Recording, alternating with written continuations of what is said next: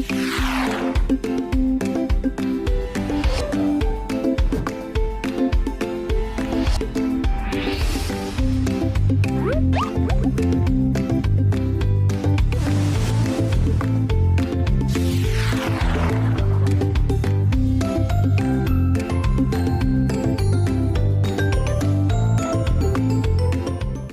नीच रिसर्च के बाद हम बढ़ते हैं कीवर्ड रिसर्च की तरफ। और कीवर्ड रिसर्च से भी पहले हमें यह समझना ज़रूरी है कि कीवर्ड एक्चुअली होता क्या है। देखें, हर वो वर्ड या फ्रेज एक कीवर्ड है जो कि लोग किसी भी सर्च इंजन में टाइप करते हैं ताकि वो अपनी डिज़ायर्ड इंफॉर्मेशन फाइंड आउट कर सकें। सो कोई भी वर्ड, कोई भी फ्रेज, जो कुछ गूगल में हम सर्च में लिखते हैं, जिसको हम क्यूरी कह सकते हैं, सर्च टर्म कह सकते हैं, जो मर्जी नाम दे दें, सो उसको कीवर्ड बोलते हैं। सो कीवर्ड किसी भी वेबसाइट के लिए इस लिहाज से इंपॉर्टेंट होते हैं कि वो उस स्पेसिफिक कीवर्ड के लिए ऑप्टिमाइज होता है, ताकि जो सर्च करने वाला बंदा उससे उस कीवर्ड को या उससे रेलेवेंट किसी कीवर्ड को सर्च कर रहा है तो उसकी वेबसाइट टॉप पे आए और उससे ट्रैफिक मिले। और ट्रैफिक के नतीजे में वो जिस तरीके से भी अपनी वेबसाइट को मोनेटाइज कर रहा है, एफिलिएट के लिंक्स यूज़ कर रहा है, गूगल एडसेंस यूज़ कर रहा है या ई कॉमर्स कर रहा है, कुछ भी कर रहा है, उसके ज़रिए वो अपने रेवेन्यू को बढ़ा सके। अच्छा, कीवर्ड्स में हम इनको दो हिस्सों में डिवाइड कर सकते हैं। एक हमको शॉर्ट कीवर्ड्स कह सकते हैं और एक को लॉन्ग टेल कीवर्ड्स कह सकते हैं। Short keywords normally weight loss short keyword है, शाहिद आफरीदी एक शॉर्ट कीवर्ड है। इस तरह का हम लॉन्ग टेल कीवर्ड्स की बात करें तो how to lose weight fast एक लॉन्ग टेल कीवर्ड है।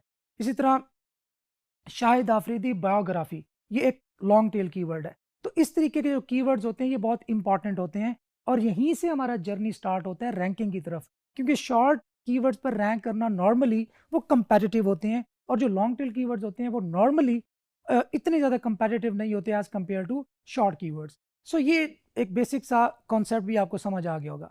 अच्छा, एक और क्वेश्चन भी हमारे माइंड में आ सकता है इस वक्त कि देन ये नीश और कीवर्ड में क्या डिफरेंस है? ये दोनों तो सेम लग रहे हैं। तो इन दोनों में मैं आपको बताऊं ज़्यादा डिफरेंस नहीं है। नीच को आप कह सकते हैं कि एक पेरेंट टॉपिक है और जो कीवर्ड है उस पेरेंट टॉपिक की ब्रांचेज हैं। सो जब हम कीवर्ड का जिक्र करें तो वो एक निश भी हो सकती है और अगर निच का जिक्र करें तो वो डेफिनेटली एक कीवर्ड ही है। निच अगेन पेरेंट टॉपिक है, उसके नीचे जो कीवर्ड्स होंगे वो सब टॉपिक्स होंगे। हमारी वेबसाइट का एक मेन निच हो सकती है या एक से ज़्यादा निचेस भी हो सकती हैं अगर हम मैक्रो निचेस की तरफ जा रहे हैं। और उस पे जितने भी पेजेस हम बनाएंगे और उनको डिफरेंट कीवर्ड्स पर हम रैंक करने की कोशिश करेंगे, ऑप्टिमाइज करेंगे, तो वो हमारे कीवर्ड्स होंगे और वो सब निचेस होंगी। तो ये बेसिक सा कॉन्सेप्ट था, इन दोनों में मैंने आसान अल्फाज में आपको बता दिया है। होपफुली आपको समझ आ गया होगा।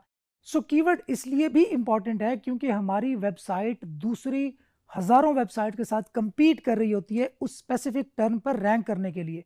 सो अगर हम कीवर्ड को बेहतर तौर पर अपने कंटेंट स्ट्रेटजी का हिस्सा नहीं बनाएंगे तब हम एक बहुत बड़ा potential chunk of traffic lose कर सकते हैं। तो कीवर्ड को समझना बहुत इंपॉर्टेंट है। अभी हम आगे कीवर्ड रिसर्च की तरफ भी जाएंगे, डिफरेंट मेथड्स यूटिलाइज करेंगे जिसके तरीके से हम जिन तरीकों से हम कीवर्ड्स को एक्सट्रैक्ट कर सकें और देन हम उन कीवर्ड्स को मैप या उन कीवर्ड्स की ग्रुपिंग कर सकें ताकि जो इररेलेवेंट कीवर्ड्स हैं उनको एक्सक्लूड करें, रेलेवेंट कीवर्ड्स को इन रखें और अपने पेजेस को किन कीवर्ड्स पर ऑप्टिमाइज करना है। क्योंकि याद रखिएगा, हमने अपने एक पेज को, वेबसाइट के पेज को मल्टीपल कीवर्ड्स के लिए ऑप्टिमाइज करना है। ऐसा नहीं होता कि एक ही कीवर्ड पर रैंक हो जाए तो बस हमने ये समझना है कि बस हमारा काम पूरा हो गया। नहीं, हमने अपने एक वेबसाइट के एक पेज को मल्टीपल कीवर्ड्स के लिए ऑप्टिमाइज करना है और उन पे रैंक करने की कोशिश करनी है। तो ये बेसिक से इंट्रोडक्शन था कीवर्ड्स का।